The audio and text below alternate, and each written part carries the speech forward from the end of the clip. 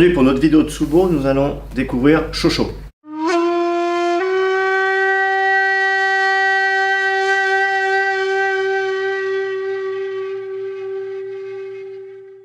Shosho est le 11e point du méridien poumon. Donc petit rappel, on a déjà vu le méridien poumon, c'est un méridien yin qui se trouve à l'intérieur du bras, qui possède 11 Tsubo, donc le dernier point du méridien.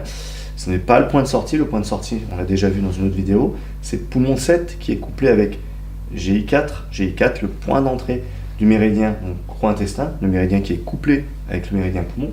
C'est un méridien donc yang, extérieur du bras, et qui finit au niveau du visage, de l'autre côté, c'est-à-dire que le méridien côté gauche finit à droite au niveau du nez avec GI20.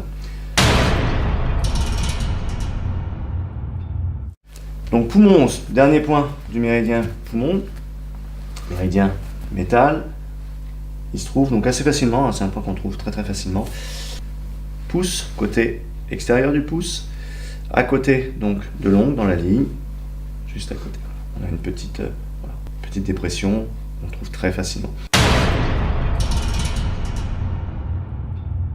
C'est un point en digitopressure qu'on va stimuler de façon plutôt forte, une pression plutôt forte. C'est un point aussi qu'on peut moxer, qu'on peut poncturer. Voilà, on peut faire différentes choses avec. On va dire que c'est le grand point des problèmes au niveau de la gorge. Donc tout ce qui est en relation avec la gorge, angine, pharyngite, etc. Amygdalite aussi, voilà, tout ce qui est en relation avec cette sphère. Et donc aussi avec tout ce qui est problème, on va dire, au niveau de la voix, au niveau aphonie. C'est un point qui va être intéressant pour vraiment toute cette région. C'est un point qu'on peut utiliser aussi en cas de fièvre.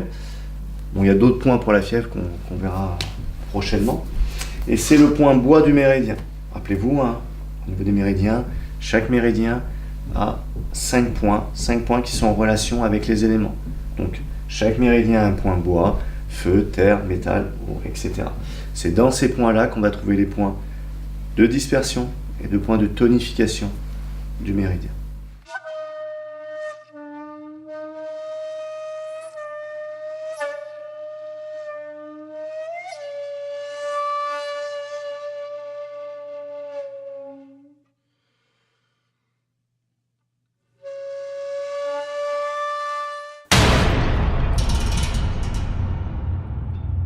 Au niveau Kyusho, c'est un point qu'on va plutôt, on va dire, presser.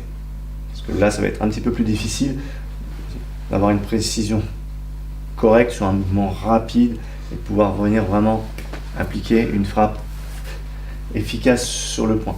Donc c'est un point qu'on va plutôt, on va dire, presser avec, rappelez-vous, une stimulation forte, puisque déjà en digitopressure, on va appliquer une stimulation forte. Donc ça va être une pression forte sur le point dans certaines situations, bien sûr. On peut le retrouver par exemple dans les techniques de clé, china, torité, tweeté, etc.